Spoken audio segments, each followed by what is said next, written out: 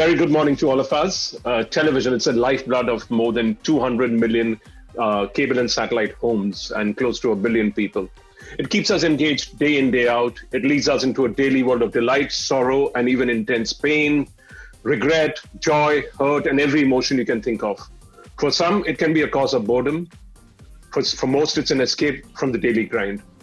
But for around 2 months now, viewers have not been able to track what's been happening with their favorite characters on most shows on most general entertainment channels.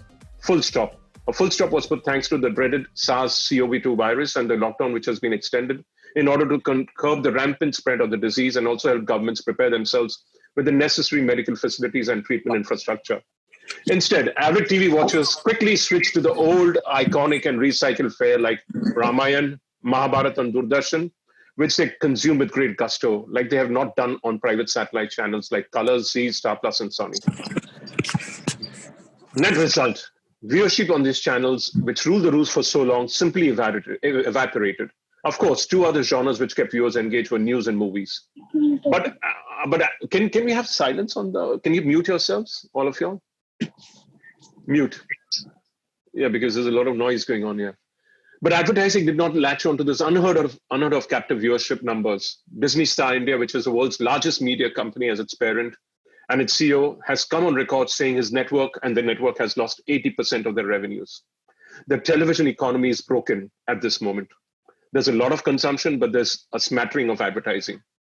Imagine what would have happened to the GECs if they had continued to produce, spending close to rupees 60 to 70 crores a week. And like the news channels, they would have ended up getting very little advertising. The television ecosystem could have been totally devastated. There is some saving grace that production has been halted, which has, it's given them this lease on life. They're spending so much money would have bled them absolutely dry. So therefore, there are about 80 to 100 TV producers in India nationally who are worth their salt, who do really good work every day for the channels that they work for. And there are hundreds of thousands of projects in the OTT and cinema spaces which have come to a grinding halt. Most of them have been groaning about the loss of revenue and the fact that the abruptness has put them under tremendous financial stress. Analysts have been predicting the death of television courtesy OTT consumption, which has skyrocketed. No way. This is the final word. Television is here to stay for a long time. My production friends may disagree, but I believe television is here to stay for a long time. Various requests and appeals have been made to the INB ministry, the central government, and various state governments to kickstart production under strict operating procedures, which will ensure that people on shooting, the technicians and workers on shooting floors are safe. But when is it the right time to start? How? What happens to the last 2 months that we've been locked down? There's been no production. What happens to all the dues that have piled up on rentals, shooting floors, locations, people? Who's responsible? What about layoffs and the hundreds of thousands of migrant workers, who are contracted daily wage workers on the production side of things who have gone back to the villages in the past month or so? What will the programming strategy of broadcasters be? Will the old shows continue or not? Which is a question which Uday raised during a conversation with Ronnie. He says, I don't know whether I'll continue with the old shows. Or will they shut them down, as he said, or he's suggested or hinted? Or will they start again from episode 1 of those shows to allow the audiences to connect with the shows again?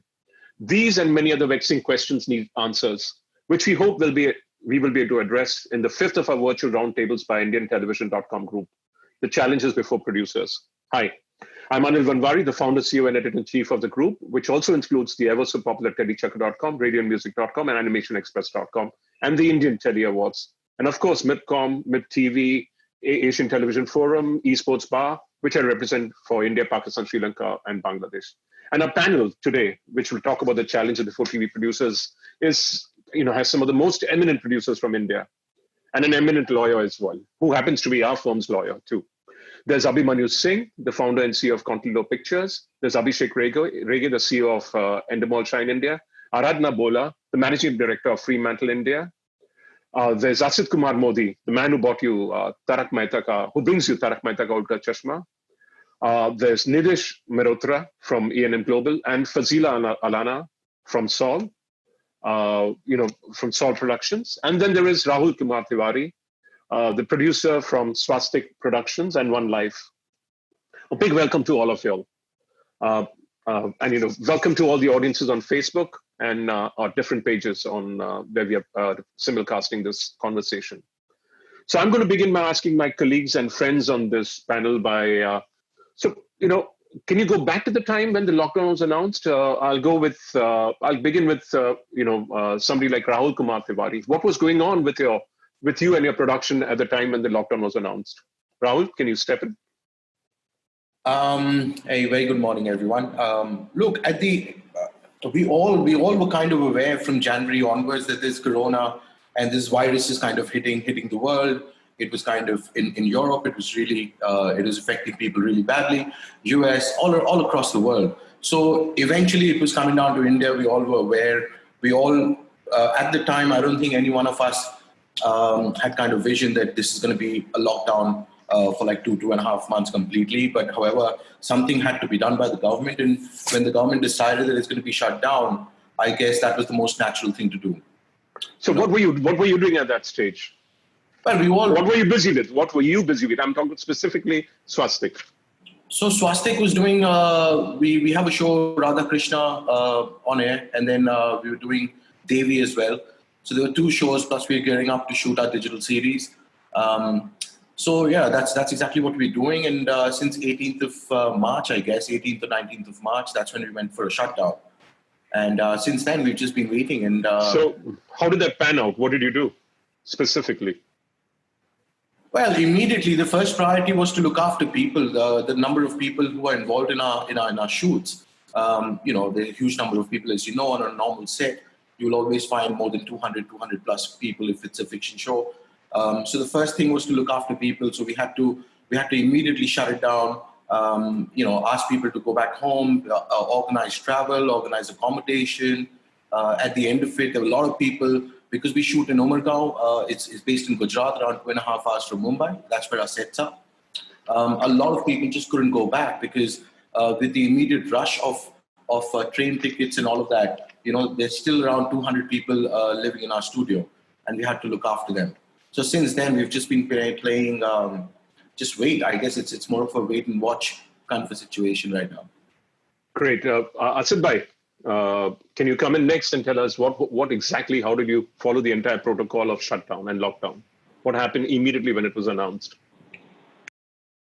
जब ये announce हुआ तो कुछ हम लोग prepared तो थे नहीं, तो सब कुछ एकदम स्टैंड स्टिल हो गया कि कुछ पता ही नहीं चला, और ये कब तक होने वाला है वो भी हम ये सोच के चल रहे थे कि चलो 10-15 दिन के लिए शायद होगा, लेकिन ये तो बहुत लंबा हो गया। तो क्या किया आपने जब आपको ये अनाउंसमेंट आया, आपने क्या किया? आपने शूट जल्दी किया? What exactly did you go? You had to ensure that you had enough episodes in the bank so that let's say for about a week so that the channel could continue. देखो, तारक मेहता का कोई regular, जो हमारा जो तारक मेहता का उल्टा चश्मा जो शो है, उसमें कोई रेगुलर स्टोरीज नहीं चलता है, कोई लिनियर ऐसा स्टोरी नहीं है। हम लोग स्टोरीज क्रिएट करते हैं कि एवरी डे वहां पे क्या हुआ। तो हमने एक जो स्टोरी था वो हमने पूरा वाइंड अप कर दिया, और तो जैसे ही पता चला, और फिल्म सिटी में तो हमको सबसे पहले बंद करना पड़ा क्योंकि जो प्राइवेट स्टूडियो थे उन्होंने 1-2 दिन और ज्यादा कंटिन्यू किया, लेकिन फिल्म सिटी में गवर्नमेंट का होने के कारण वहां पे एकदम इमीडिएट लॉकडाउन हो गया। तो वो स्टोरी हमने वहां फिनिश कर दिया, क्योंकि जो पुराना बैंक था वो सब हाफ ऑफ स्टोरी था, तो वो मैं यूटिलाइज नहीं कर पा रहा था। तो सब डे एंड नाइट वर्क करके हमने कैसे भी करके वो फिनिश किया। तो अभी जब पोस्ट लॉकडाउन क्या स्टोरी करेंगे, क्या सिचुएशन होगा, वो अभी थोड़ा ब्लैंक है। ठीक है, Manu, I'm coming back to each of it, but Manu, can you address what I'd asked? Yeah, so I think, when in the beginning of March, it was quite evident that, we were going to get hit by the virus. And it was just a matter of time that we knew that there would be some kind of a lockdown because we were seeing that in the rest of the world. But having said that, so we actually planned that it would be a 2-3 week lockdown. Everyone planned for a lockdown till the middle of April. And hence there was, some kind of, trust to get a bank in order. And, while we were working towards that bank, obviously there was a shutdown, and the shutdown was initially till the end of March, which then the Prime Minister came and extended till the middle of April. And then I think nobody in their wildest imagination thought that this will go on for 2 months. So obviously this has resulted in many crises for us, which We'll come to that. First, I want to understand what were you. Yeah. So what exactly? So you couldn't build your bank. How much of a bank did you have before you went off? Most people build a bank till the end of April, and therefore you saw end of March. Sorry, therefore you saw like original telecasts happening to the end of March. Some people were able to build banks beyond that, but I think that everything stopped after the end of March. Okay, great. Reggie, over to you now. So to answer your question, I think like everyone was kind of expecting this, our thing was two-pronged. I think from an office perspective, we kind of shut down the week before itself. And a shoot perspective, we were trying to wrap up as much as possible. But a large amount of our stuff was non-scripted, scheduled with dates and artists. So a few of our shows actually got terminated as of the beginning of lockdown. Regional as well as a couple of things in Hindi and everything. Plus on a daily scripted kind of a show, I think we were shooting more in the regional space, actually in Chennai. So like Manu said, I think largely till the end of March, or rather a couple of days less to that, is what we could shoot. But that was the impact across the board. Great. Fazila, over to you.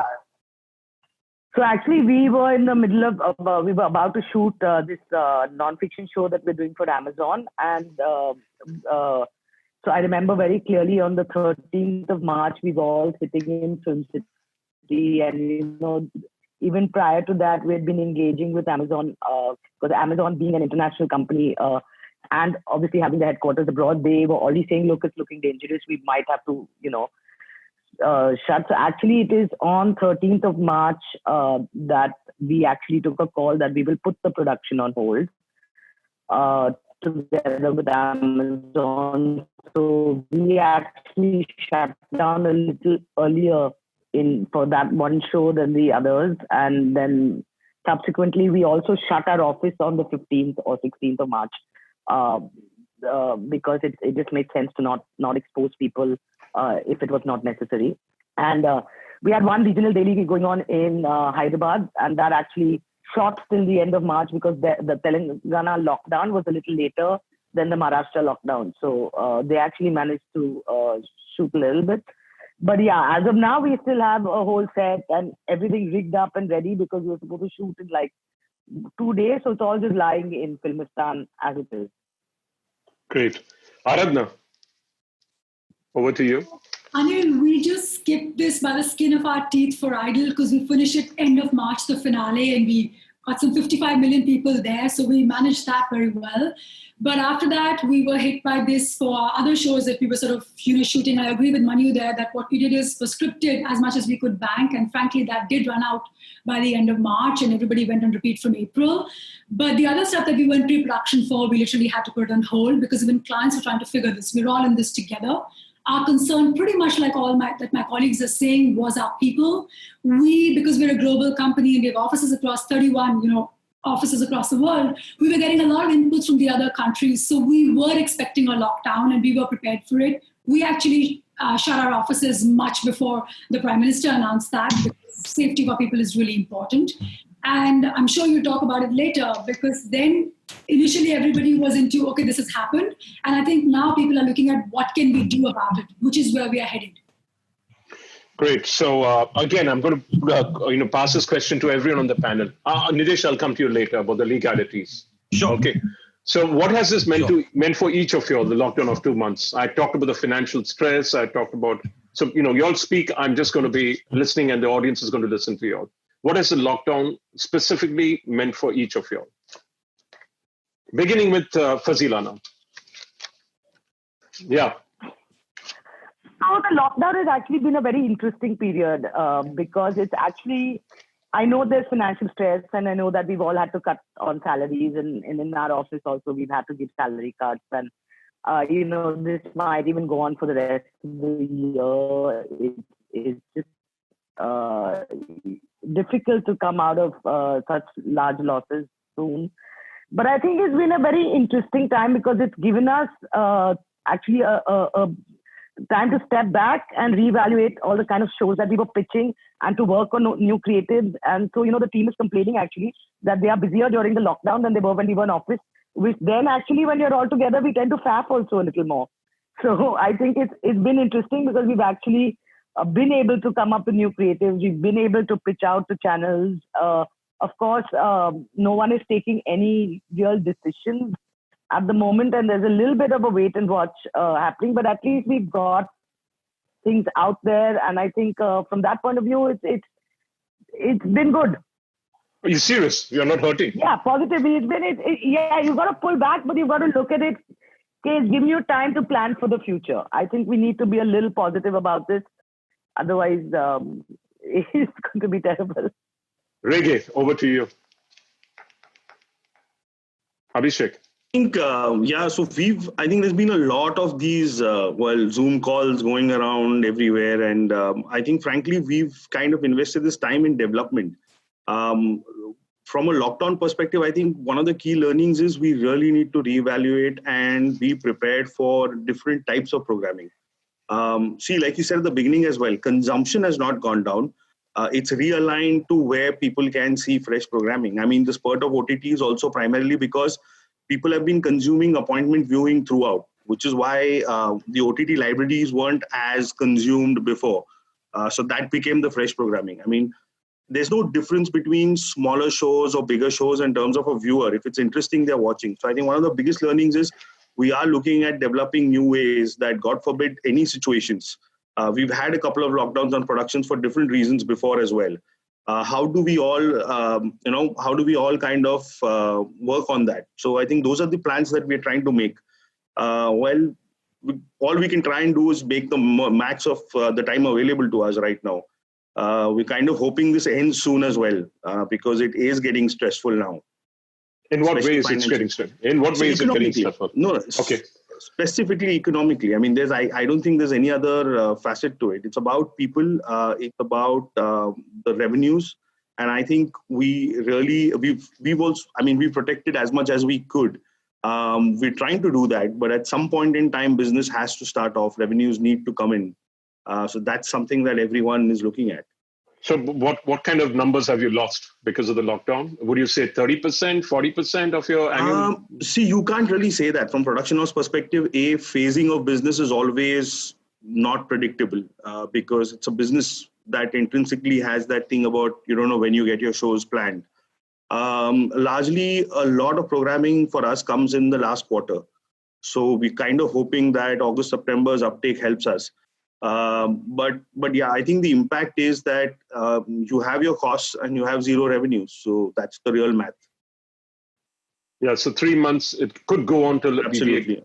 So about 3-4 months. End of June, we can see, at least for non-scripted, it is clearly not before end of June to start. In like the really optimistic scenario of, let's say, 1st June, everything opens up also. I think scripted starts off first, dailies. We will take time for non-scripted to turn around things, except a couple of shows that were almost on the verge of shooting.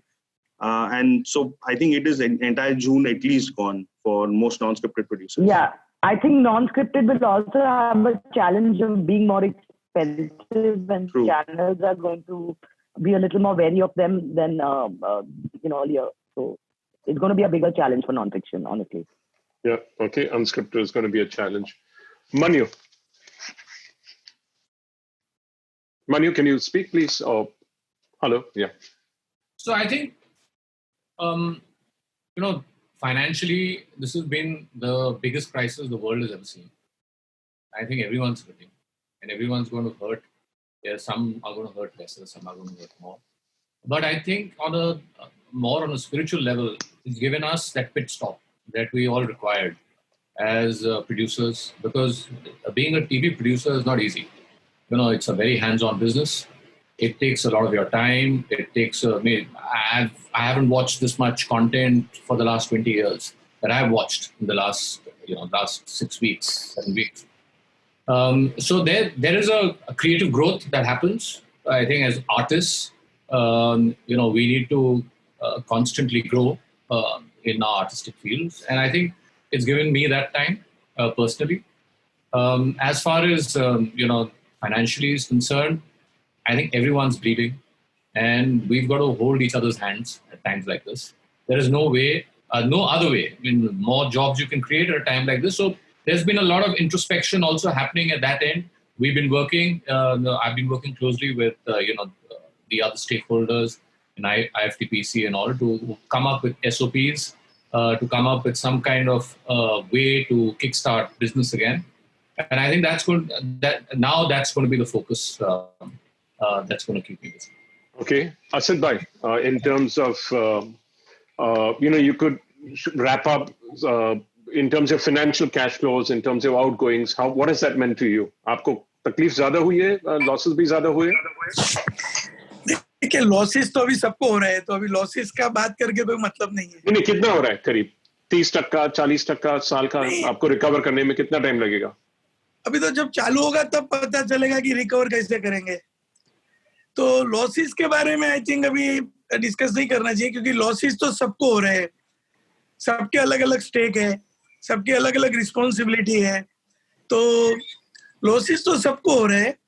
तो सबसे ज्यादा जो loss है ना, देखो पैसा तो कमा लेंगे, लेकिन जो क्रिएटिव लॉस है, जैसे अभिमन्यु ने कहा कि हमने बहुत सारा, हमको कंटेंट देखने का टाइम मिला, मुझे भी मिला, बहुत सारे शोज देखे, क्रिएटिव ग्रोथ भी हुआ, लेकिन कहीं ना कहीं ये भी लगता है कि ये क्रिएटिव क्रिएशन के लिए अगेन कुछ इतना अच्छा टाइम नहीं है, क्योंकि हैप्पी माइंड नहीं है, क्योंकि आप सोचते बहुत कुछ हो, ये करना चाहिए, वो करना चाहिए, लेकिन कहीं ना कहीं स्टक हो जाते हो। तो लेकिन ठीक है, बहुत सोचने का वक्त मिला, क्योंकि टेलीविजन प्रोड्यूसर के लिए वो 24 आवर मेडिकल शॉप जैसा प्रोफेशन है, आपको every time on the toss रहना पड़ता है। तो ये अच्छा एक सोचने के लिए टाइम मिला कि आगे कैसे करना चाहिए, हम लोग इतना वर्क फ्रॉम होम कैसे होगा, राइटर को रोज बुलाने की जरूरत नहीं है, हम लोग अभी टेक्नोलॉजी का यूज करके बहुत सारा टाइम बचा भी सकते हैं, और टेलीविजन को नए तरीके से देखना पड़ेगा।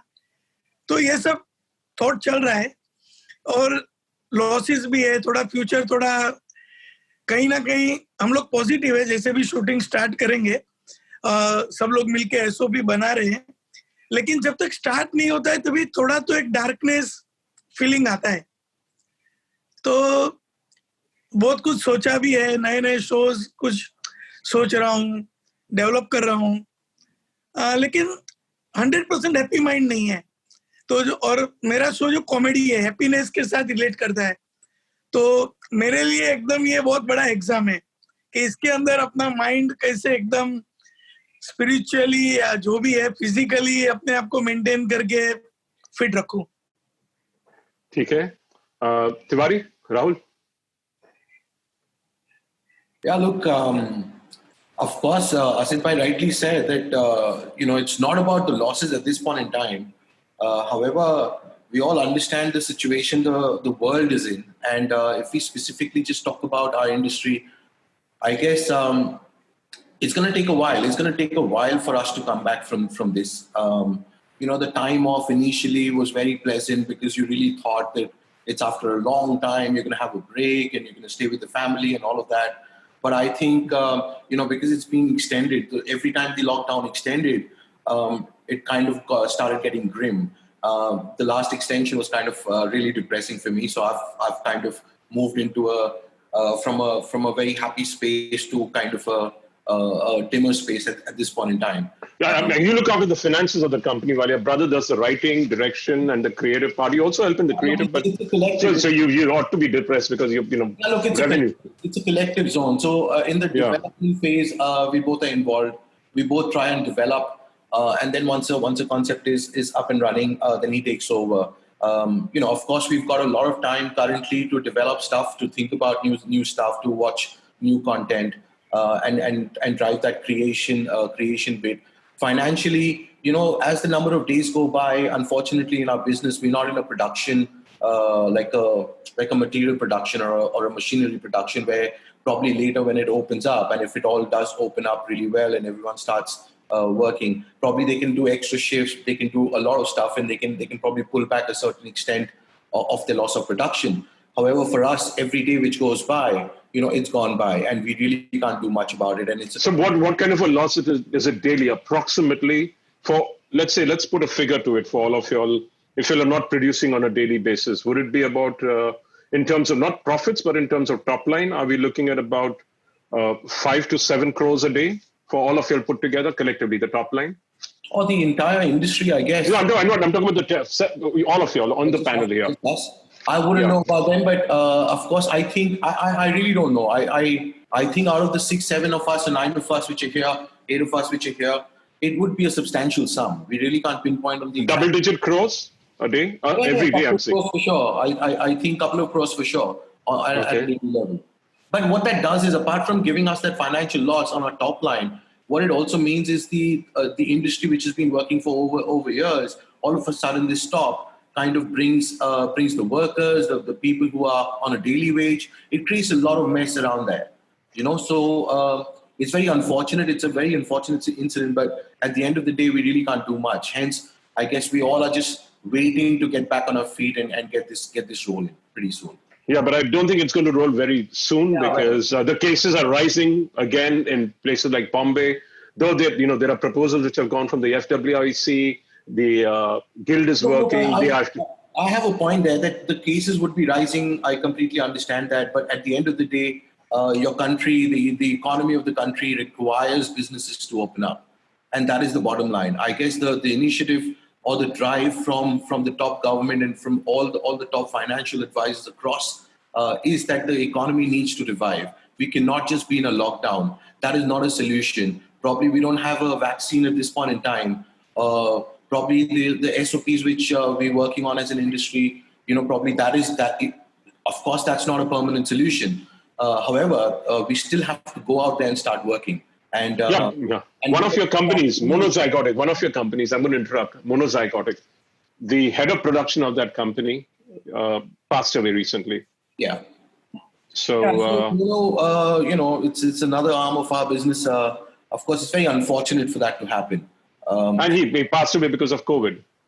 He did pass away. COVID-related causes. Absolutely. Absolutely. It's very unfortunate. He's got a family. He's got kids. So, unfortunate things do happen. Like Corona itself is a very unfortunate incident to happen to the world. Of course, individuals will get affected, and you feel it when someone who's close to you or works with you or is a part of your business life, probably just passes away. It's a very unfortunate incident to happen. Yeah, but imagine this is in Bombay. Bombay is the hottest of hotspots, and we are the entertainment capital of India as such. So yesterday there was a train which went out with some of the railway workers. It was packed. Most of those people who come to work, either unless they're top cinematographers or top writers, the daily wage earners, the spot boys, they travel by train and they travel by buses.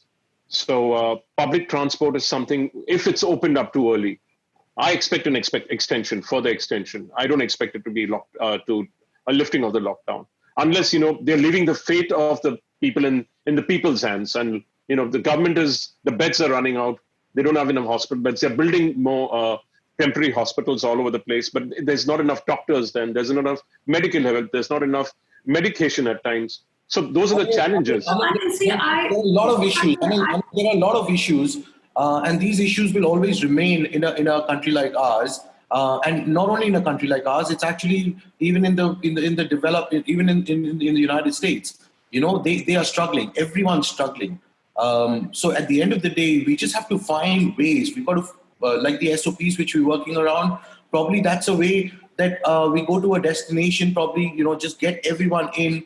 I'm just saying out loud right now, but of course the SOPs are being made. Probably just keep everyone at one place. And don't let them get out, and slowly try and see how this business will evolve, because we all will be involved in this whole evolution. It is an evolution or a new way to do business. And none of us sitting here, all the people who are creating the SOPs and all of us together, we're creating the SOPs, we really don't know whether what we're going to create is the right one.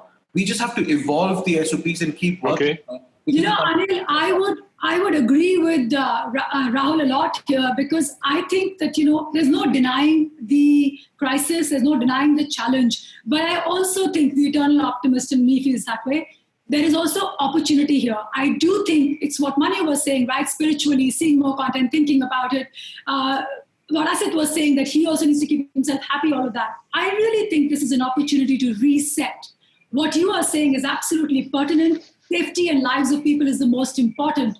But there is a way that we have to find together, including our clients, because we're all in the same boat, right? To find a reset. I mean, look at our digital life today. How many of us are not going to rethink business travel? We are, right? Because we realize so much is possible through VCs. So much writing is possible through digital extensions. So who knows where that will go? We're still figuring that out. I can tell you from the Fremantle end, American Idol 18 was shot from 25 different locations, over 120 iPhones. Did anybody ever dream of that? No. Was it done? Yes. Was it successful? Yes. So I'm just saying, we need to reset, which we are, and we need to think and pool this together and find a solution. And how did American Idol do in terms of viewership and ratings, or it's still to come on? Nominally well. Initially, there was the last month, and this is leading to the finale, which is the biggest part of it, right? It did very, very well. I mean, it's there for everybody to see. You can watch that. So there you go. They found a way. Everybody's safe. Everybody from their homes. Nobody steps into a studio. And I think we will find ways to do that together, collectively. Okay, Nitish, I'm going to bring you in here now. In terms of, let's say we kickstart by sometime in July. Okay, by end June and July, let's say we kickstart. Now, what are the liabilities on the producers and on the community from a legal perspective? Can you switch on your mic, please? Sure. Yeah.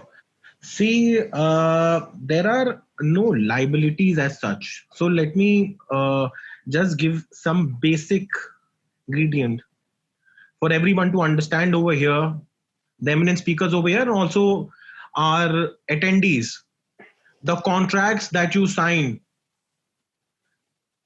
have to be read in its strict sense. उसका क्या मतलब है? जो contract में लिखा है, बस वही valid है. Whatever is written in the contract is valid. The intention of the parties has to be gathered. I possibly see during this COVID-19 problem and post-COVID-19 problem also, the basic aspect is of rentals. Now, let us first get into the business model of television industry. We are commissioned by the channels. Then we go and produce the shows by getting the artists together and the crew and everyone. We have a privity of contract with the broadcasters.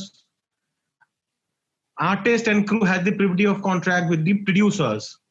On the basis of my commercial understanding, I go and hire a studio. There are very limited producers like Manu and Rahul who own their own studios in this country. But most of the producers hire studios on rentals. Now those rentals are very expensive.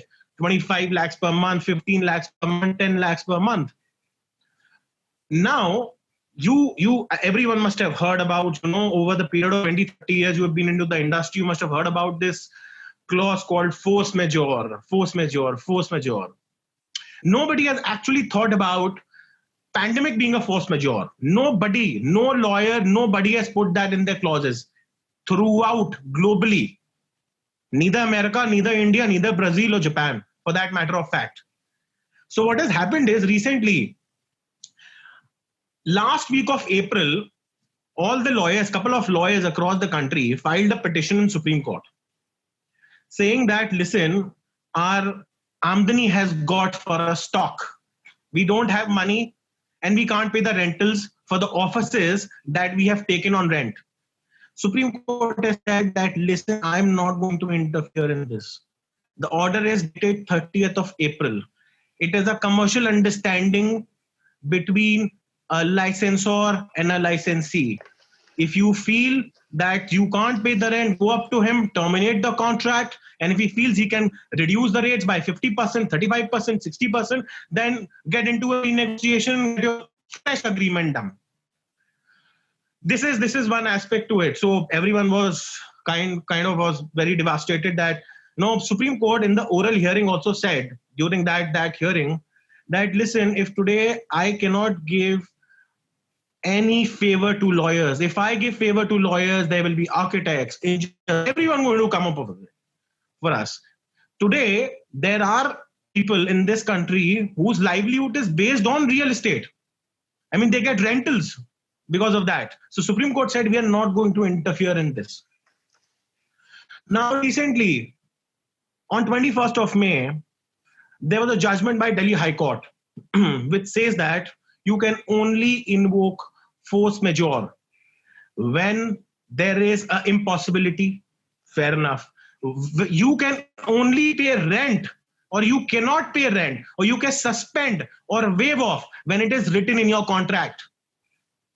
So if there is a force majeure activity which has taken place, the clause should say that the rent will be waived off, the rent will be suspended, then only you can pay the rent.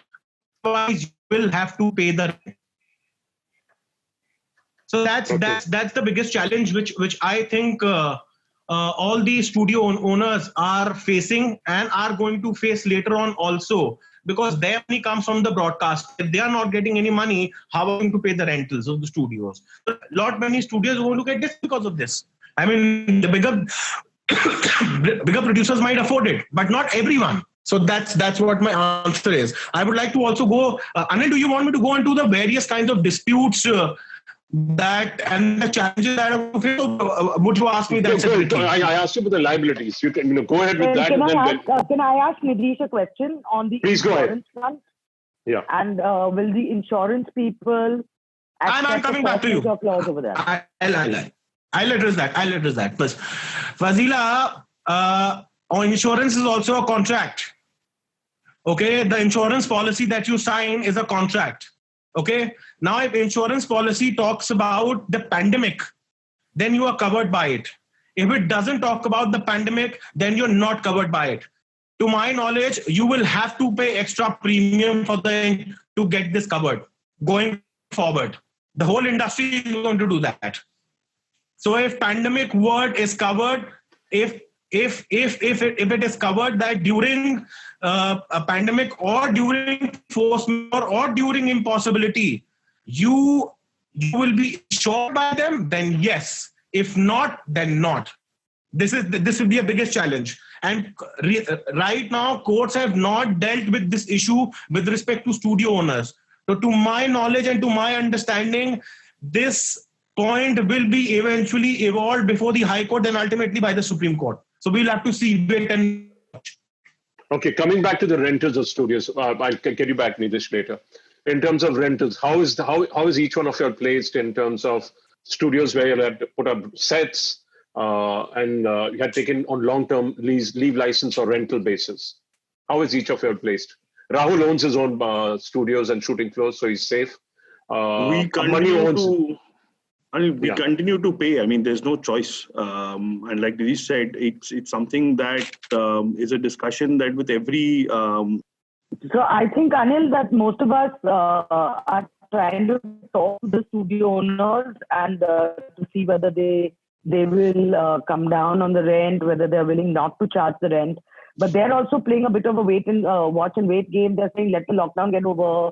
Let's figure it out. So there's no concrete decisions happening, but everyone's engaging, I believe, with the studio owners and how to minimize this. But there's already two months rent overdue. Yeah, but for example, I don't think we've paid that yet because we are talking to Filmistan and they're saying, wait, we'll get back. Okay. So Asid bhai? We're just seeing how it goes. Yeah. Asid bhai, what about you? देखिए, हमारा तो जो set है वो film city में है और जो प्राइवेट जो स्टूडियो ओनर है उनको भी समझना पड़ेगा प्रोड्यूसर के साथ. तो वो मुझे लगता है कि वो सबको एक दूसरे के साथ मिलके कुछ डिसीजन लेना पड़ेगा. और फिल्म सिटी वो गवर्नमेंट बॉडी है और गवर्नमेंट का काम है कि हमारा जो बिजनेस है एंटरटेनमेंट उसको थोड़ा इजी और हमको जरा कंफर्ट्स दे. तो आई थिंक अभी जो सीएम ने एश्योरेंस भी दिया है कि हम इसमें कुछ सोचेंगे, क्योंकि फिल्म सिटी वो एक्चुअली एंटरटेनमेंट वो बिजनेस मॉडल नहीं है, वो प्रोड्यूसर के लिए एंटरटेनमेंट बिजनेस को इजी करने के लिए उन्होंने सेटअप किया है। तो मुझे लगता है कि रेंटल इश्यू थोड़ा बहुत सॉर्ट आउट हो जाएगा। मुझे इतना डिफिकल्ट नहीं लग रहा है, क्योंकि जो लोग रेंट पे देते हैं उनको भी समझना पड़ेगा, सबको एक दूसरे के अंदर देखो हाथ मिला के काम करना पड़ेगा।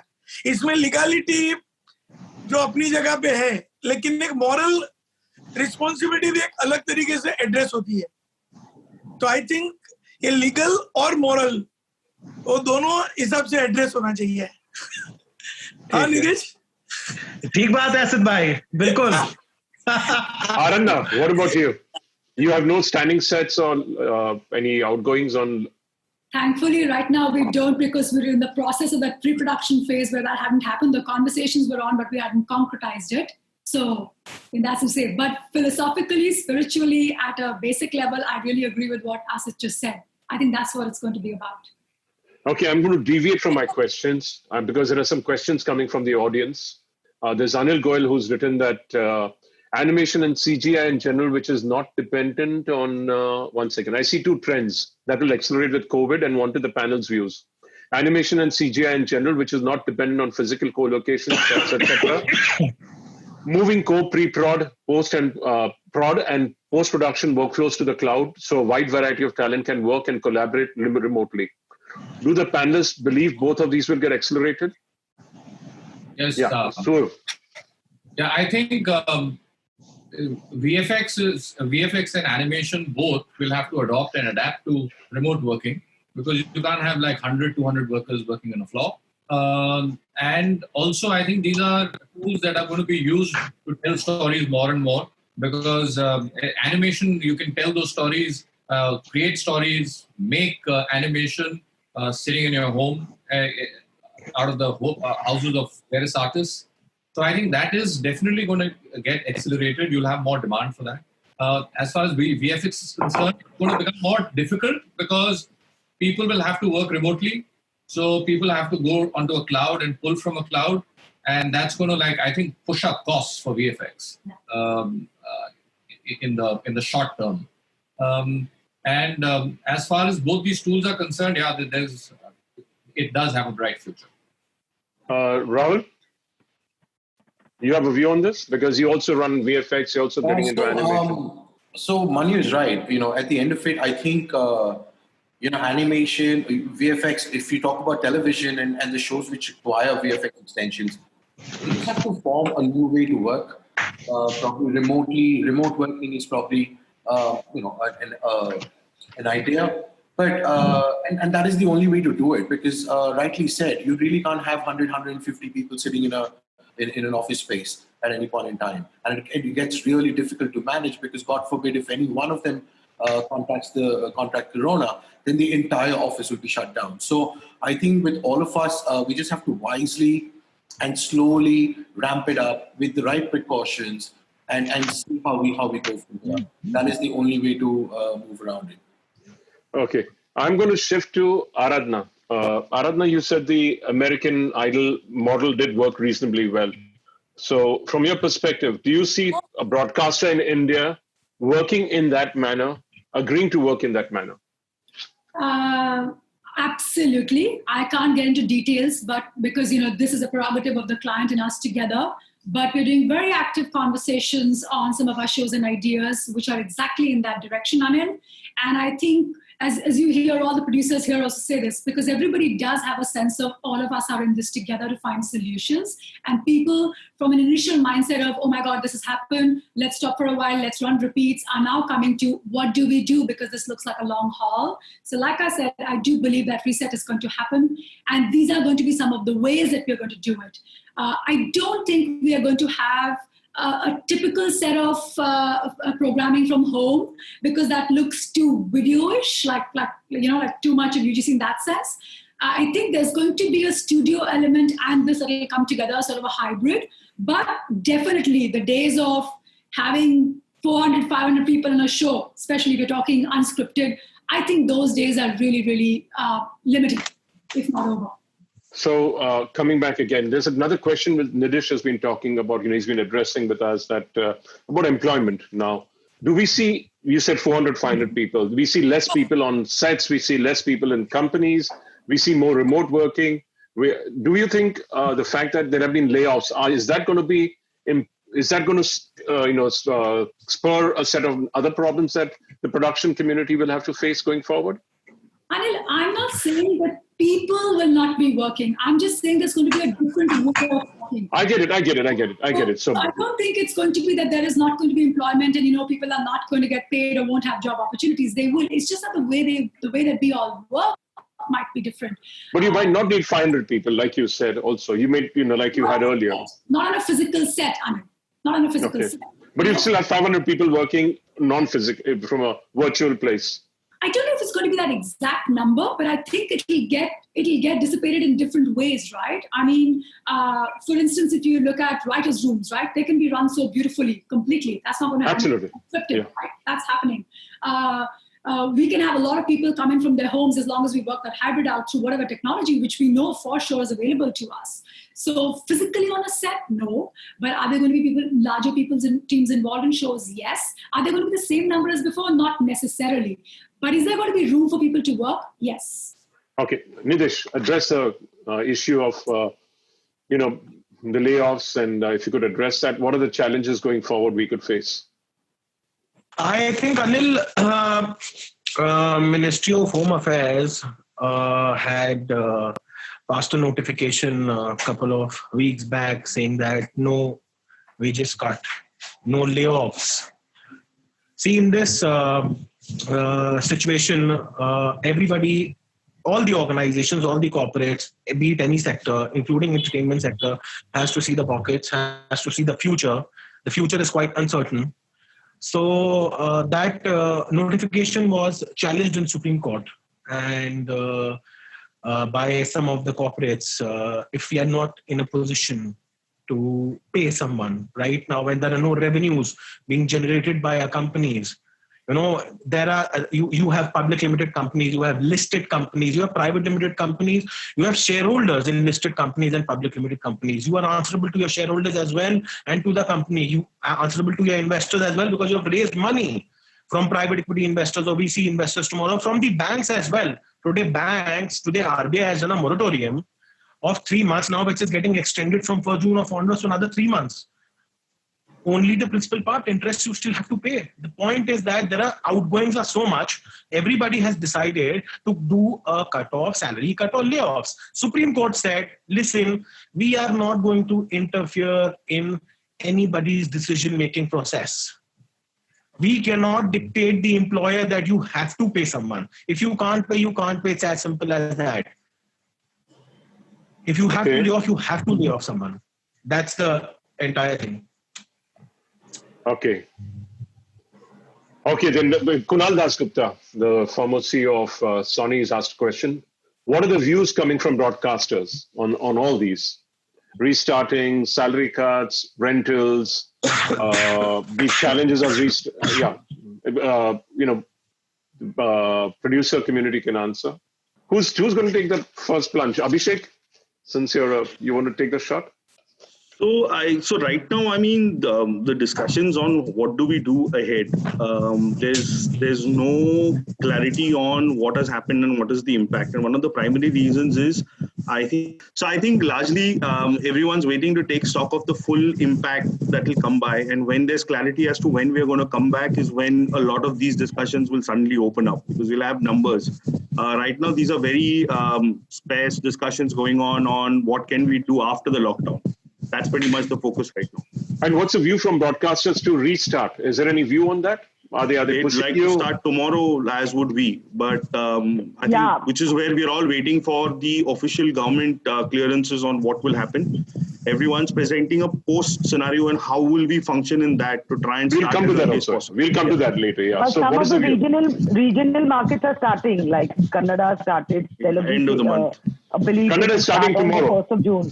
Yeah. And I got a call yesterday from Sama saying 1st of June, let's start. So some of the regionals are starting. Okay, there's a question from Mayank Gandhi. I'm abandoning my questions. Don't you feel the credit? Don't you all feel the credit period of payout for producers, creative actors needs to come to an end? Since now there is an emergency, a lot of people from the industry are taking a brunt for the same. I think that should be addressed to broadcasters, no? Yeah, but this is something which has been asked. Anyone wants to take another shot? It's their role, right? I We get think, 90 days, we cannot pay before that. I think it's basically the value chain. So Exactly. advertiser pays to the broadcaster after a certain period of time. Therefore, the broadcaster pays to the producer after a certain period of time. And I think that's the period that I think emerges from there. So unless there is a resolution at a advertiser broadcaster level, I don't see that. Okay, so one of the challenges that has been before the broadcast community, the producer community, is that they don't own the IP. It's been a pet subject of all of us. So do you think this entire scenario, it's put forth in you all a desire to own more IP, with the exception of maybe Manu and possibly the international ones like Endemol Shine, they own their IP, and then they, so has it again rekindled a desire to create and own IP rather than just become commissioned work for hire producers? Take a shot, all of you all, please. Look, I think to answer just to add on to your last question about what Kunal also asked, what the broadcasters are doing. I guess currently they've been a bit supportive, but there's only discussion. It's most of a discussion than real action which has happened from a broadcaster's end.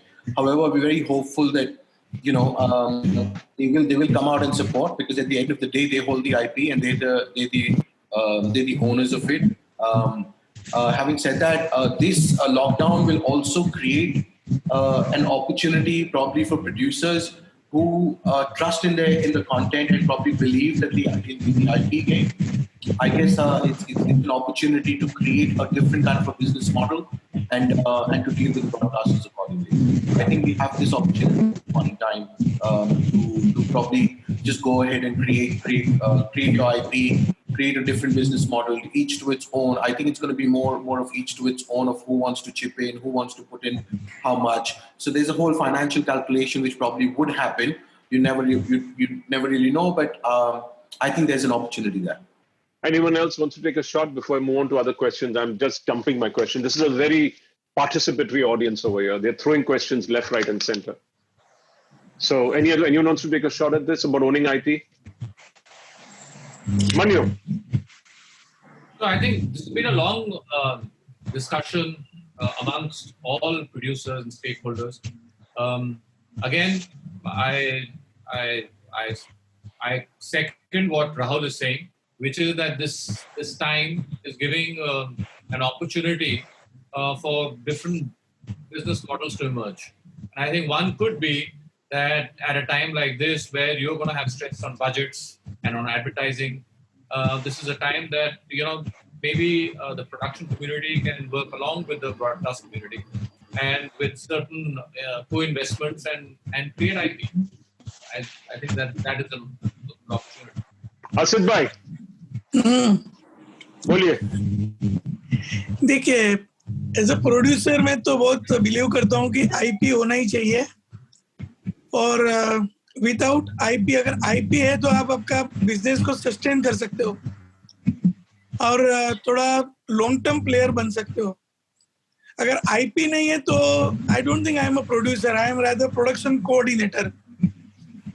तो और आगे post Covid ये बहुत सारा changes होगा कि IP कौन own करेगा, क्योंकि रिपीट टेलीकास्ट का भी रिपीट वैल्यू आज जो डिजिटल मीडिया पे जो कंजम्पशन हो रहा है, तो आईपी का एक वैल्यू है, कैरेक्टर का एक वैल्यू है, इंटेलेक्चुअल प्रॉपर्टी का एक वैल्यू है. तो इसको तो सब प्रोड्यूसर को मिलके सोचना चाहिए और चैनल को भी सोचना चाहिए, और आईपी कितना हम लोग अपने पास रख सके वो बहुत जरूरी है. Fazila and Aradhna, from your perspective, you all belong to international networks. What is your perspective on this? We own the IP, so I know you all do, but reggae. yeah. No, so I think whereas Radha's right, there are certain formats that are owned by the group. There are still formats that we all create here indigenously for the local market, which we do not own. And I think it is going to be a continued struggle because I think more than ever now, the platforms and the channels are going to be like not wanting to give up the IP because they have also realized that they are going to be in a situation where they need a bank to replay and they do not want to be paying for it again. So I think actually the struggle is going to become tougher because everyone's going to realize that the only solution is going to be if there's a huge financial problem and therefore they are okay for the producer, like a bit like what Rohit, Rahul and Manu have done before with Sony in that sense, is come share the cost and therefore own half or some sort of mid-path on this front. But I don't think they're going to give 100%. No, I'm not talking about 100%. Yeah. And the OTTs so are no way giving 100%. I'm giving anything right now. Yeah, so I would echo that, Fazila. I think that is true because they have discovered that there are no boundaries to content, right? You can dub it, you can subtitle it, and you can put it in, and people want to consume it, they will consume it. That's definitely been seen. But I think what might happen is what once happened with the movie business, right? When the top actors came into place and then certain markets, those negotiations started happening. So it wasn't just a simple fee that you took for a film, but you also got certain markets and profits from that. So maybe those will be the... So I agree with Radhana. I think syndication and getting a part of syndication should be more of the aim than an entire IP thing. Like even if you can be part of additional revenues, I think that's a giant leap forward. Yeah. Great, but all of you will have to learn to syndicate, attend markets or maybe digital markets or physical markets. No, there are lots of distributors, Anil, that do that for you. You don't have to physically always go everywhere. Because Rahul's gone ahead. Rahul's done it. He's representing, he's syndicating, he set up a company which is actually making money. How's that experience been for you, Rahul? We'll give our business to him. Okay. Great. So it happened here at the round table. Going on to the next question. See, what Subodh Fadnis has asked is, do all of you believe that due to COVID-19 lockdown, it's going to change your behavior and preferences now onwards? I feel so and also feel it's going to affect the current content patterns. Do all of you agree? I just done a study in 9 countries, including the US, UK, Australia, all of them, right? A big one at Fremantle Global. And one of the things that has emerged through that is mental health, which is spanning across everywhere. And this was a specific study for audiences, Anil. And the big thing that came through was audiences are looking for escape and entertainment. Like that's a big thing that they want from this current life and what's happening to them. So I think that is something people as a team are definitely going to look for in terms of the content they consume.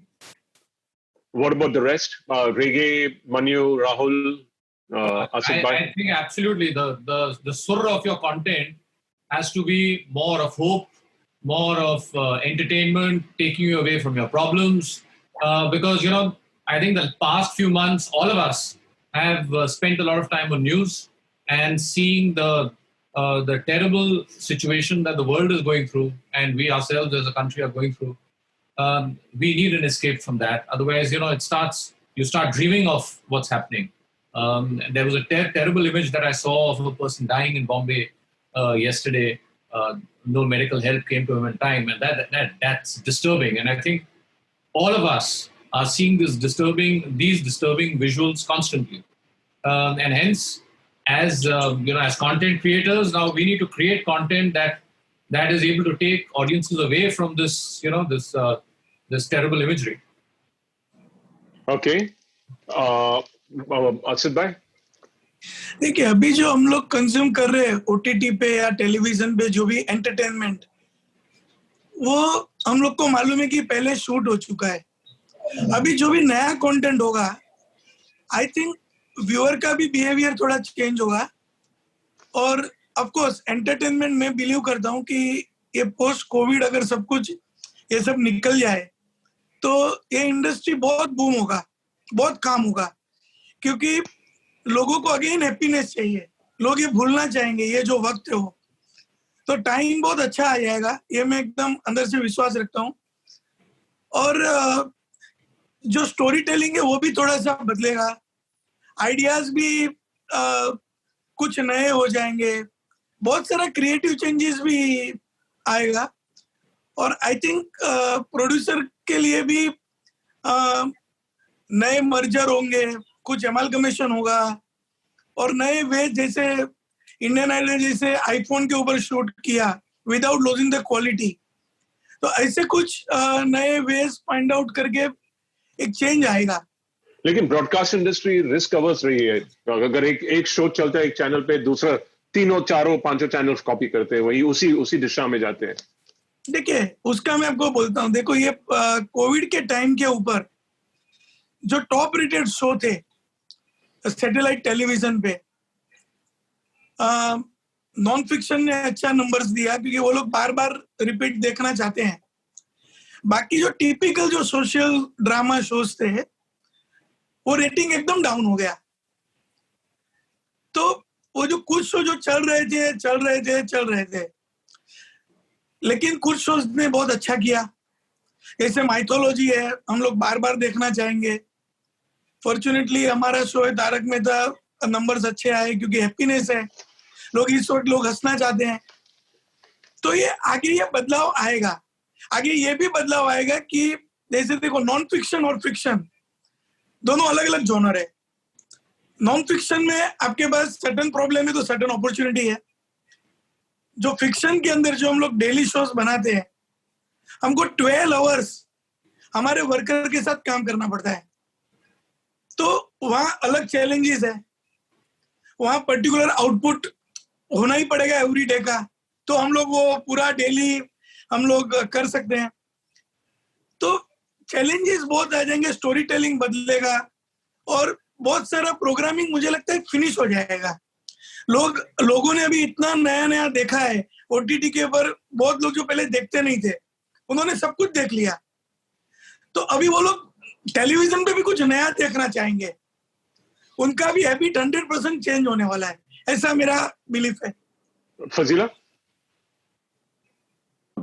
Yeah, I think definitely feel good programming is going to go up overall. I think this whole trend of maybe this crime that we have on OTTs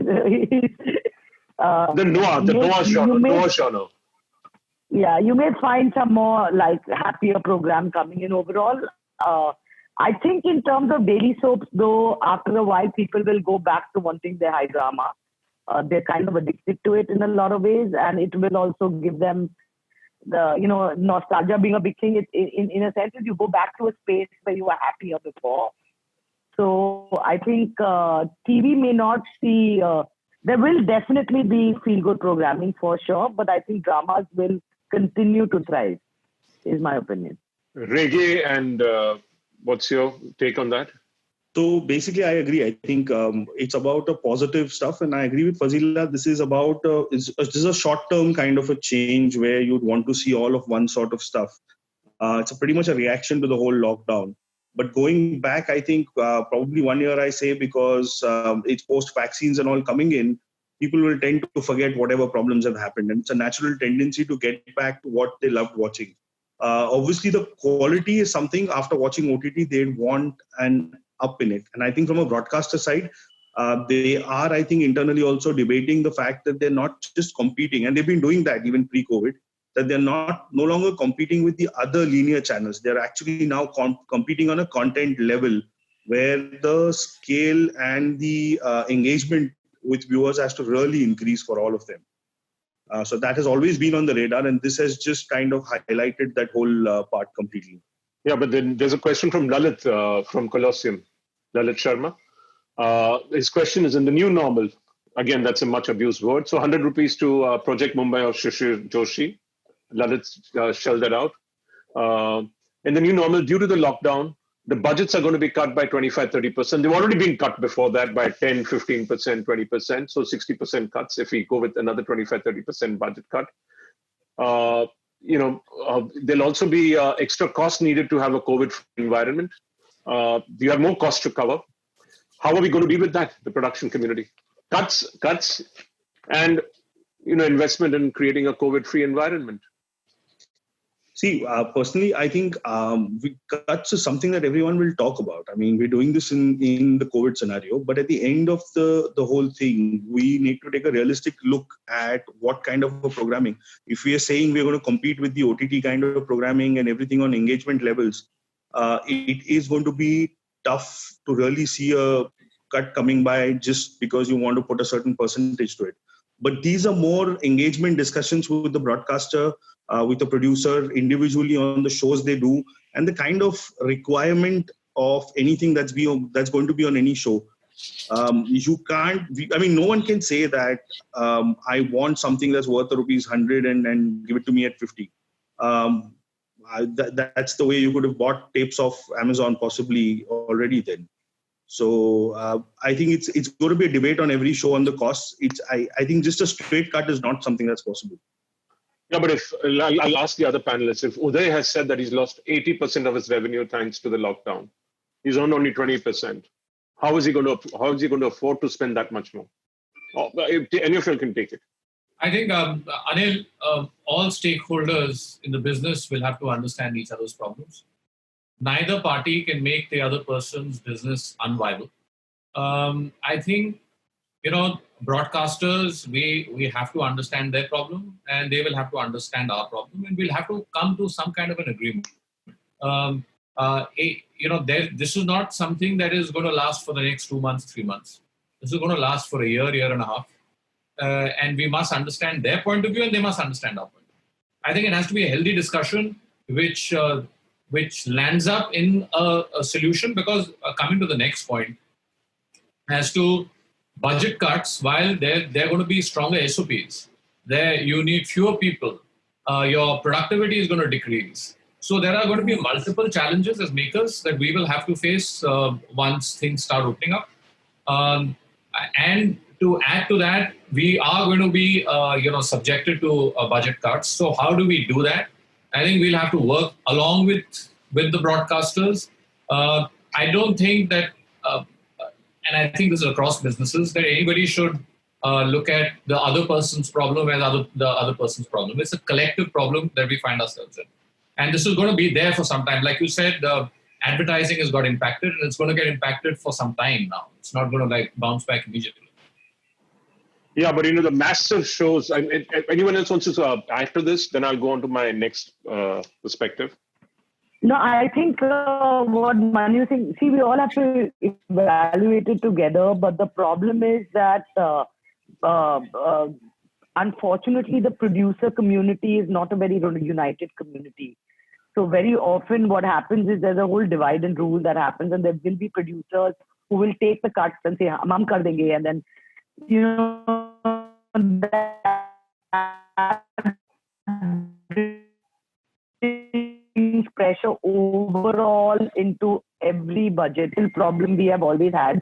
And recently we had the same thing in terms of the IFTPC tried to get the producers of one particular broadcaster together under one umbrella to discuss this together, but a few of them were not interested. They said, no, we've already, figured it out or taken the cut, so we want to continue.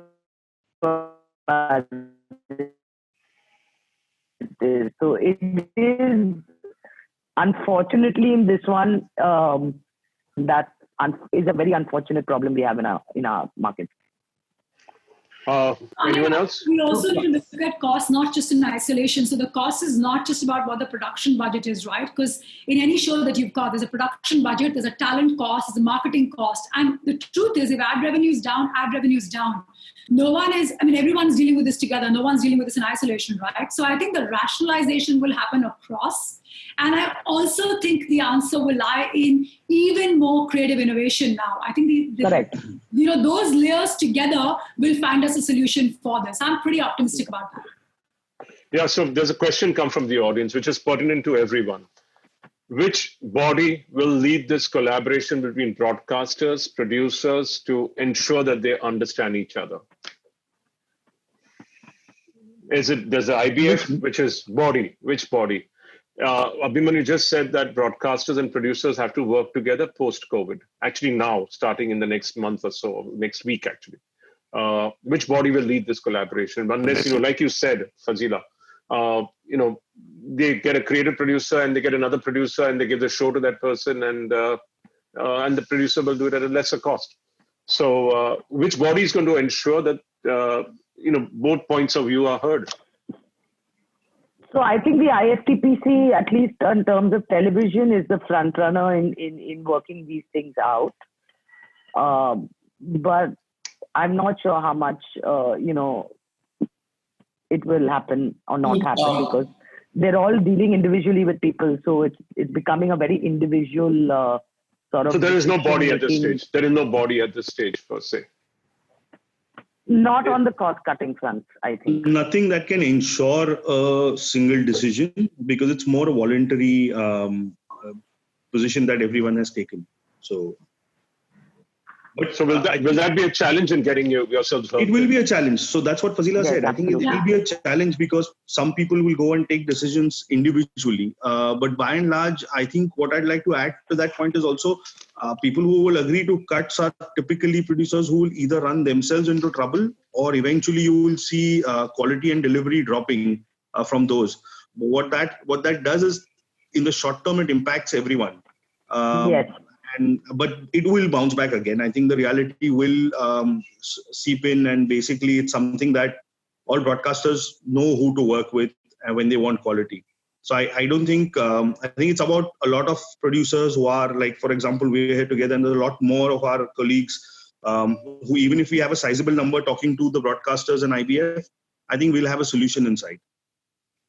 Okay. So there's a question which has come from Anushree from Nidish's company. She's asked whether a solution would be filming outside Mumbai, but there are sets which are in place. There are that could be a challenge. Filming outside for set shows which were on air before the lockdown. Filming outside Mumbai if other regions open up and not Mumbai. For Hindi GECs, where parts of Maharashtra have opened up, parts of different states have opened up. So is that a solution? I think Rahul would be one of the biggest ones, but I think this came up. Sorry, I'll just speak. This came up in the call that IBF and some of us had, even with the state authorities and the CM. I think the point he also raised was, it's easy to say we'll go someplace, but the impact is, how will you ensure TLB? Travel is fine. How do you ensure lodging and boarding? And Rahul's gone through most of it, like he was saying. So I think he'll really explain that better. But that's a big question for everyone.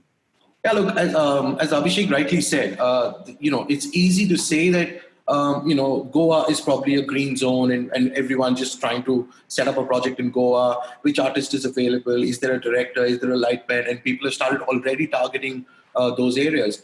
But at the end of the day, what we need to realize is this disease or this virus which we're facing, it could come from anywhere. It could just pop out. And the day it does on your shoot, whether you're in Goa, whether you're anywhere, it just goes through a complete lockdown. So even though, of course, Maharashtra is the entertainment hub, and we will start shoot, in a slow phase manner, in a phased rollout, and the same thing will happen whether you're in Maharashtra or not. So if you're going away, let's say in Umargaon, where I have my set in Gujarat, I will take all precautions to ensure that no such incident happens on my set, because if it does, then the entire set goes for a toss. Similarly, the same precautions would be taken in Maharashtra as well. Of course, because of the situation in Maharashtra today, people would say that Maharashtra is probably more in the red zone, more serious, and all of that, which is absolutely right. But as I was earlier saying, that even if you look for a outstation shoot, you need to ensure that the people whom you take or the crew whom you take are confined to a location. Wherever you go, even in Maharashtra, when you start shoot and you phase-wise rollout, I think the biggest challenge for all of us as an industry is going to be whether the spot boy comes to or the setting boy comes to work, goes back home, comes back the next day, and we all are asymptomatic. Like a majority of our population is asymptomatic. You would not be able to pick it up. So we will be exposed, and so will the broadcasters. And just going back to the earlier question on the broadcasters, I guess they understand. They completely understand where we all stand. It is going to be a two-way street. It's not going to be a one-way street where you just turn around and you say that you're just going to make this for me at this cost. That cost has gone up because of the COVID, because of the precautions, because of the just the fact that your shoot could stop the very next day. So it's a very dynamic and a very volatile environment where we are. Whether you're here or whether you're out, the precautions have to set in. And I guess it's just about just going ahead with the flow and slowly evolving with the process. That's the best we could do. I don't think we can really define an SOP and say this is it. We found the Bible. There's no Bible in this world. In these circumstances, I guess it's just about evolving the Bible, and then finally, hopefully, someone would find a vaccine, and that's when things would change. Yeah, but the FWIC has suggested that you have to have 50 lakh rupee to be given to anyone who gets infected. So, and then 40 lakhs. That's not regulatory. That's not regulatory. So I think it's just individual discussions. Yeah. No, that's an association proposing, and there's again not regulatory. There's no harm in asking. Anil has been completely arbitrary. We cannot. Of course, it's a human life, and it's all about insurance. So at the end of the day, exactly. Today we're insuring for. I think today all of us together insuring life on our sets for like 20-25 lakhs probably, or what they're asking is probably an increase. I guess the broadcasters that should be one of the other discussions with the broadcaster, that all these costs are going up. However, advertising, and we all know that the advertising revenue is low. We just need to find a middle ground. We just need to find a middle ground to work through this phase and see where we stand after a couple of months, or probably it's not going to get solved in a couple of months. I think probably in January we'll be in a better position to say what's going on. I think this is also a good opportunity for the IBF to get active with the TRAI, as Uday Shankar has been saying, and really up the ante on the distribution income. That would go a long way in helping the industry overall, in them getting more control over how much they can charge, and how the money comes in right now. That's still so unregulated that they're not getting the kind of monies that they should. And I think if the government can actually pay some attention to that, it might overall help the industry a lot. Okay, Asit bhai? I think Rahul ने जो कहा बराबर है, क्योंकि जो सबसे बड़ा एक प्रॉब्लम है, मैं ये क्वेश्चन तो आई थिंक एड्रेस हो गया है, लेकिन जो सबसे बड़ा प्रॉब्लम है हमारी एंटरटेनमेंट इंडस्ट्री के लिए, इंडिया में कोई ऐसा इंफ्रास्ट्रक्चर नहीं है. जैसे अभी मन्यू ने अपना खुद का स्टूडियो है, सिद्धार्थ का, राहुल का अपना खुद का है, बाकी अदरवाइज हम लोग फिल्म सिटी पे डिपेंड है, और बाकी कुछ प्राइवेट लोकेशन है. तो आई थिंक इसमें अभी हमको आगे चल के एक इंफ्रास्ट्रक्चर भी एड्रेस करना पड़ेगा, कि ऐसा कोई सिटी हो, ऐसा कोई बहुत बड़ा प्लेस हो, जैसे आईटी हब है बेंगलोर. तो आई थिंक ये भी एक एड्रेस करना पड़ेगा कि मोर फ्रेंडली 100-200 स्टूडियोज ही हो, तो हम लोग बहुत सेफ लेवल के ऊपर आगे चल के कोई भी अच्छे से काम कर सकते हैं. हमारे पास शूटिंग के लिए इंफ्रास्ट्रक्चर बहुत ही लिमिटेड है. सही है, आपने कहा. Anil, yeah. I have a point here. See, starting and beginning the shoot is going to be the first challenge, but keeping the shoots going is going to be the next bigger challenge. If one case comes in any shoot, that means that shoot is going to get locked down. Yeah. And the whole idea should be that whatever SOPs we put in place, we're able to sustain those. And hence, I think, at least in the beginning, we are looking at trying to do as much of lockdown shoot. And the larger problem that I see in Bombay is that it's so dense as a place. The density of population is high, and therefore you're seeing the amount of cases in Bombay.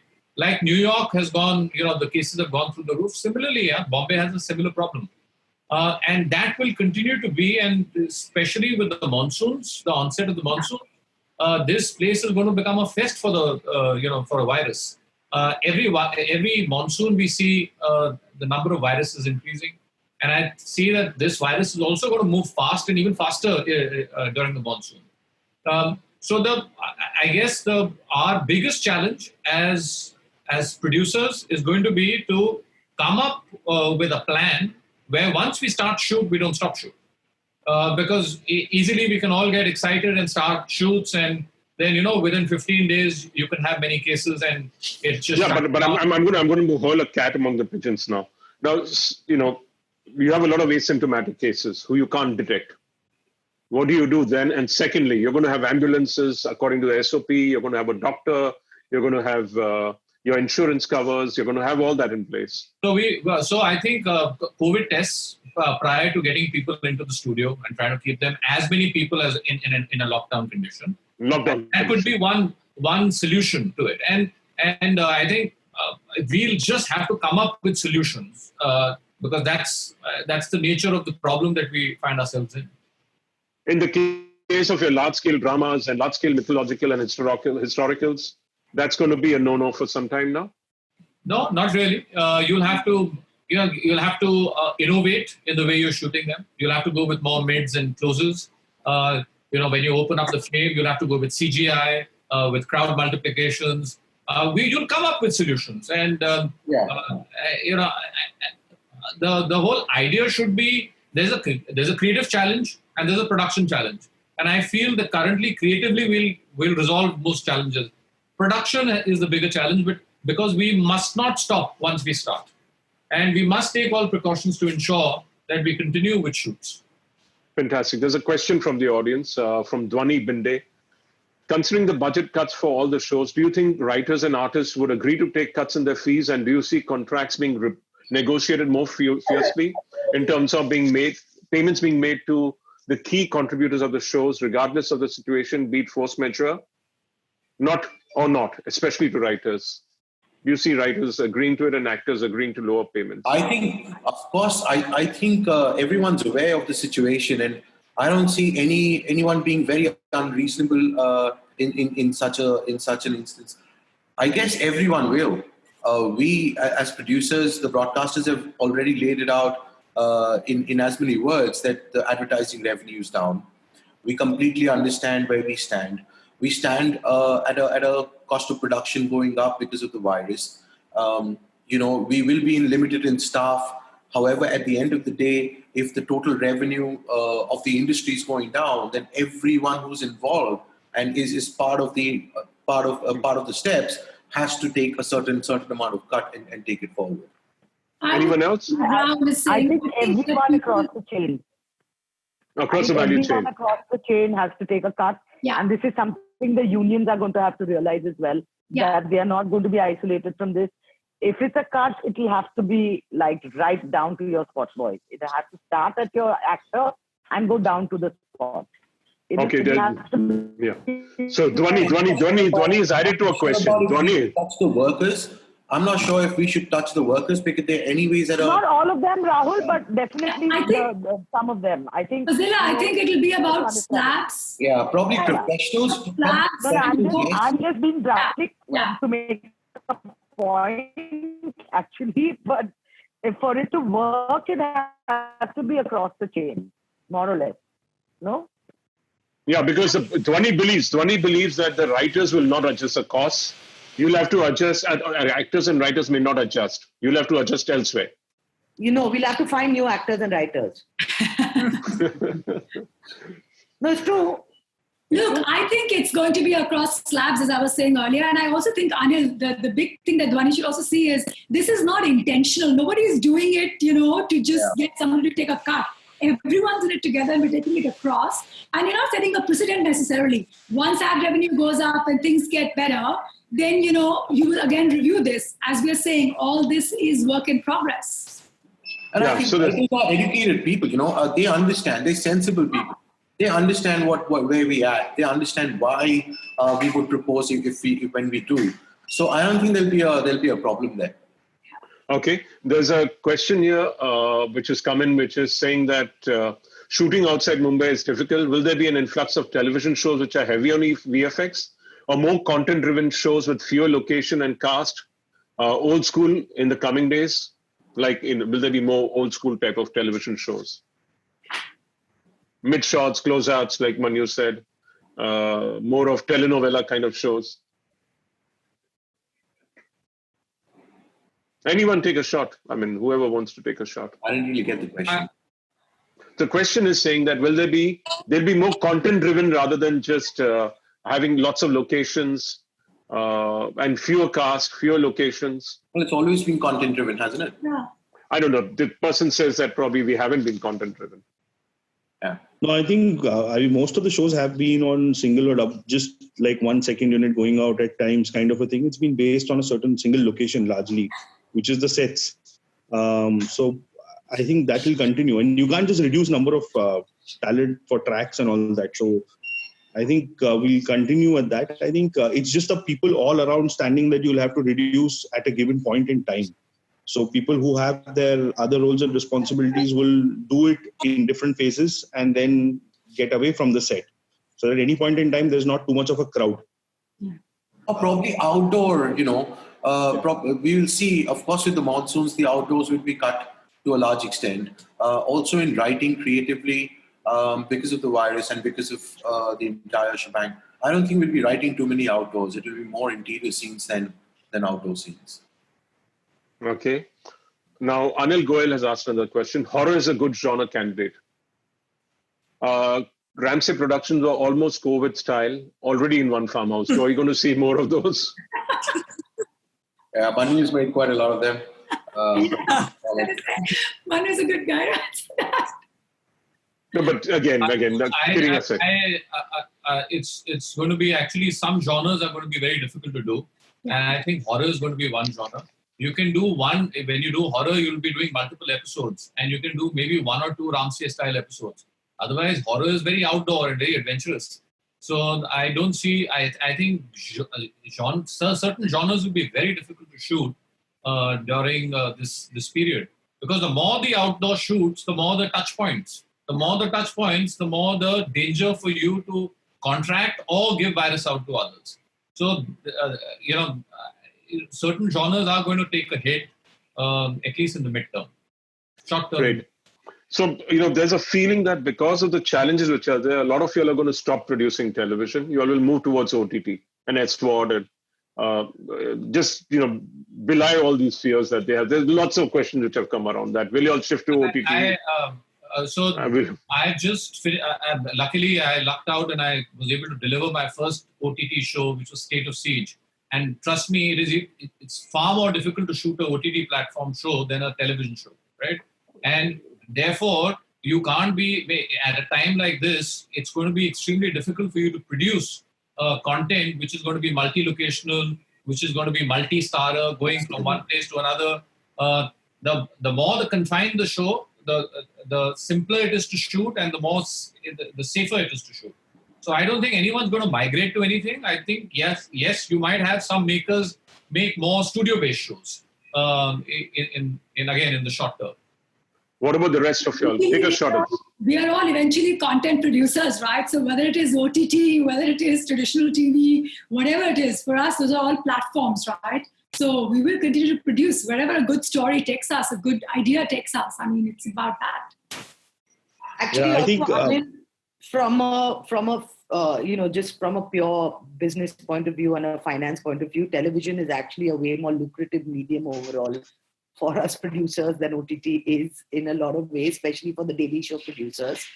The kind of volumes one generates on television, it's just a world of difference, right? It's 10 episodes in a year and a half versus 400 episodes in a year and a half for one show. Sure. Anyone else wants to take a shot? There are many more questions. I mean, I'm not able to take my own questions because of the questions that have been coming from the audience. Anyone else wants to comment? No? Okay, great. So, the question that has come up is, what's going to happen to the shows which were on air? Some people have hinted they might go off air. What happens in those cases, Nidish? If shows which were being produced go off, are put off air because they feel that you need more happy shows rather than more Rona-Dona shows or the different genres which were on air. What happens to that? I think, Anil, we will have to see and diverge into the contract I mean, every producer has a different contract with the broadcaster. So it depends on facts and circumstances of each case. Each agreement is different. Each producer is different. Each broadcaster is different. So it actually depends upon the contract, what's written in the contract, and on what basis the broadcaster can terminate the contract. So that's important. So until unless you have a strong and valid reason to terminate the contract, then it becomes very difficult. You see, in these situations, in COVID-19 situations, you only have major two reasons to terminate a contract: impossibility, frustration of a contract, or force majeure. Right now, according to me, each broadcaster understands everybody is with the producers, and producers also understand that equally.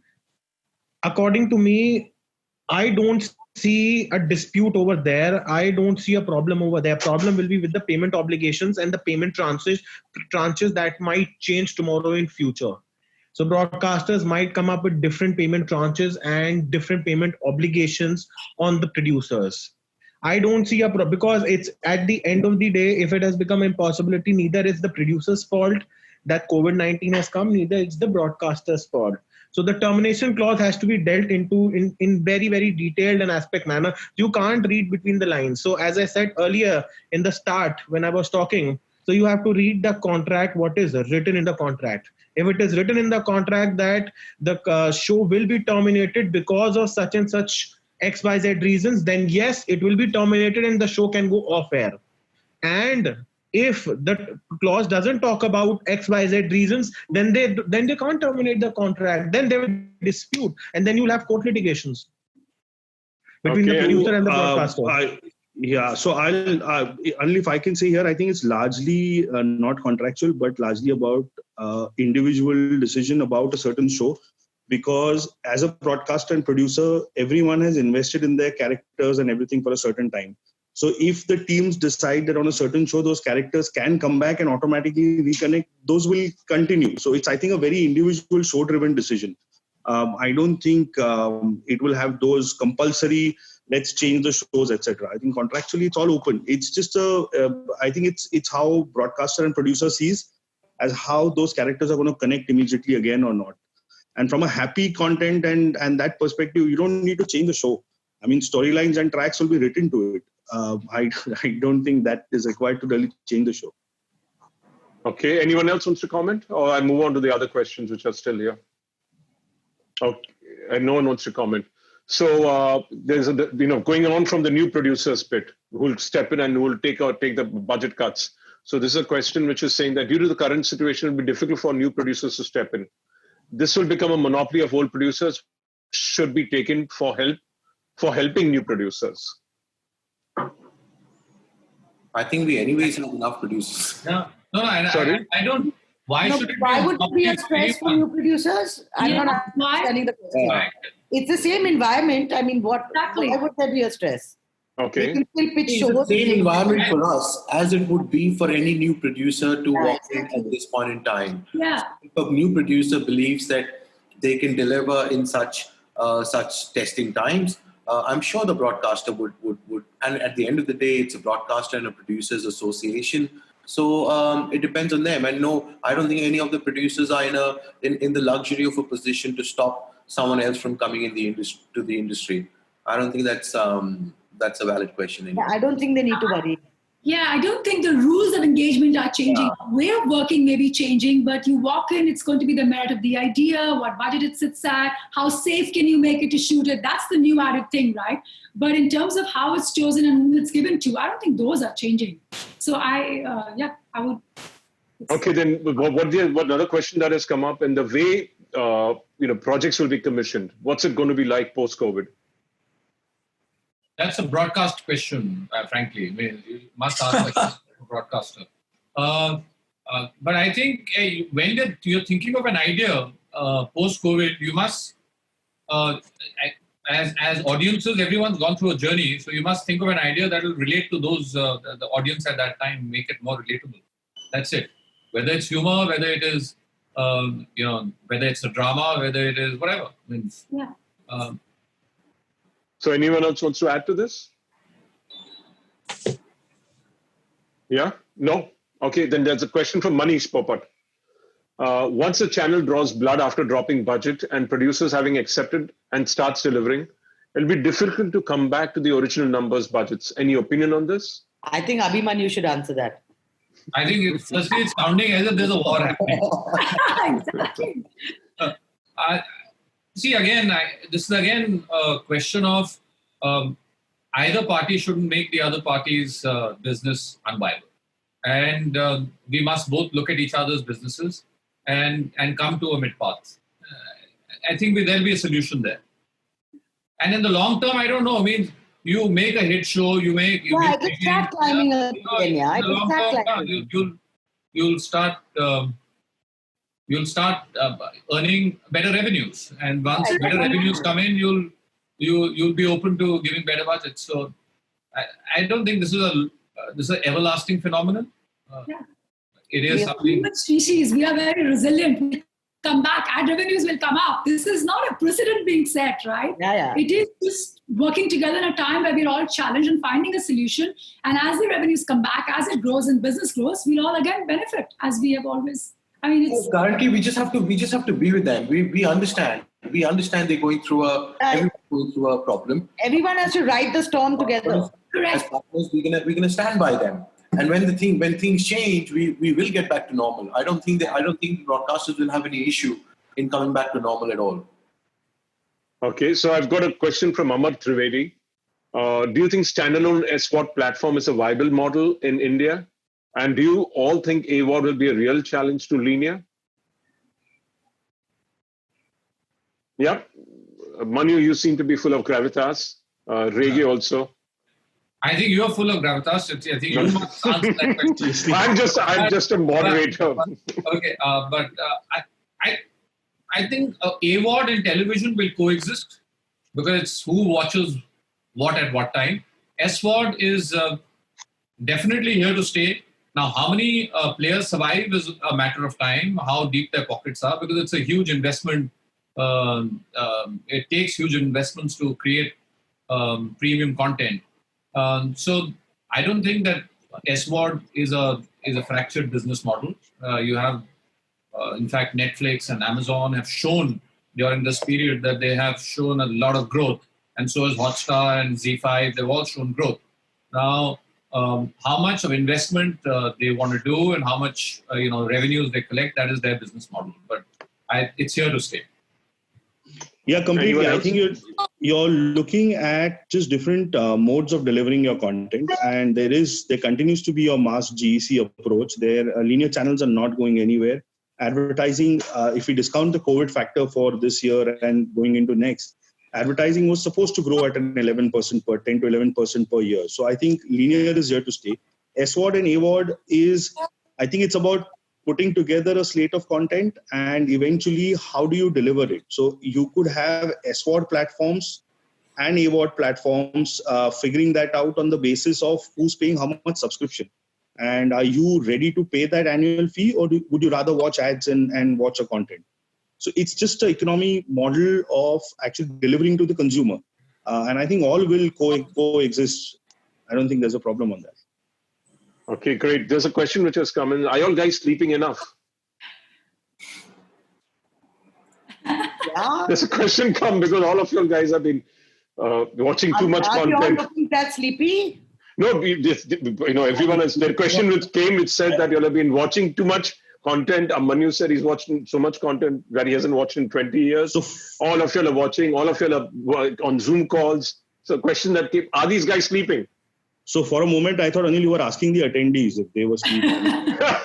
No, the attendees have been so active. This is a question which has come from the attendees. So are you guys managing to get some sleep? Yes or no? Yes. Fazila said Yes. Great. Very odd hours though, because the content viewing extends into like 2 o'clock in the morning, 3 o'clock in the morning personally for me. So it's very well right now. Okay, now can Asad Bhai give a little background on what's happening with the IFTPC and its conversations with, or Fazila, on the conversations, or Nidesh on the conversations with the government of Maharashtra on restarting, or whoever knows anything about it? Actually, Abhishek was the one who attended. Abhishek attended that. So Abhishek, go ahead. Yeah, so I think they were pretty positive about the whole thing. I think their main concern is the number of cases are rising in Bombay and everywhere in Maharashtra. So the idea is that I think the SOP and the presentations have already been shared with them from the IBF and from the IFTPC. They were having visits to the film city, I think yesterday, and going ahead also they are visiting various locations to just figure out if it's really feasible to do that. And I think at the end of the day, it's going to come from our comfort of having to manage our shoots on how we are going to basically keep the processes on ground. And that is what's going to spur them to basically give the permission to go ahead and start the shoots. So right now, who's examining the different locations? Is it the government? So state government. So state government has a few people, including the culture secretary, etc., who has formed teams. There's going to be a two-pronged thing. One is to go out, start from Film City maybe as the first base. And the second part is to have possibly a common SOP kind of a thing coming out from their side based on what everyone has submitted. And obviously look at it. And they are aware that various southern states have already started and are all starting anyways, have given a date. Requests were made to also, especially for a lot of producers, we need to make the rain sheds and protect the sets first. So at least those permissions should come out, and maybe post-production, etc. So those are requests that were made, and I'm hoping that in the next week or so we'll hear on maybe what's going to come up next. Abhishek, how long do you think this process will take? Like, when do you see it starting again? So hopefully we'll get to hear from them in the coming week on what do we do next. I am hoping that by first week of June at least they have some clearance to be given out. Because see, all of it is going to depend on the SOP discussion that we do with them, which should happen anytime soon. And I think if they get the comfort that we're confident enough and we're putting in enough efforts by providing not just safety material, but also ensuring process, I think they should be good to go about it. I think that they're looking at us to take responsibility and basically clarify as to how we will take charge of the situation. Yeah, thank you. Okay, so when do you approximately, let's say, are we seeing a time frame of July that we start filming? Actually, so we can't really say a time frame, but I'm hoping in the next 8 to 10 days we will have complete clarity. And I mean, because 25th, like this is tomorrow onwards, Karnataka and Hyderabad and all are starting, I'm hoping that will egg them to start immediately. We might not get a large window in between there giving okay. They might just say, okay, you're free to start immediately as long as your stuff is in place. But are the broadcasters ramped up enough with how they're going to proceed with their programming strategy? Then you guys have to have your story writers on board. You've got to get all of that in on board. I think that's what that means is existing shows. I think pretty much we just go back to where we left things off on a lot of the fiction shows. So schedules might start with lesser shows. That is happening. I mean, for example, in the Hyderabad market, they're doing a week of catch up before they start. Okay, so they can catch up. So they're not like a kahani ab tak, like a long 1 week ka kahani ab tak before they start, you know. I think under the MHA guidelines, we are not a prohibited activity. So that's a good thing that we can start show. It's left to the state government. And I think the only concern, the large concern from the state government is that they don't want stuff to happen in highly densely populated places. So studios that are in highly densely populated places will, I think, have an issue. But maybe places which are slightly more open, like Film City and Naigaon, might get the nod. So that is again something that is speculation. But yes, what I could understand from the discussions that have happened in the CM's meeting is this. Great. There's a question come from Mushfika Masood.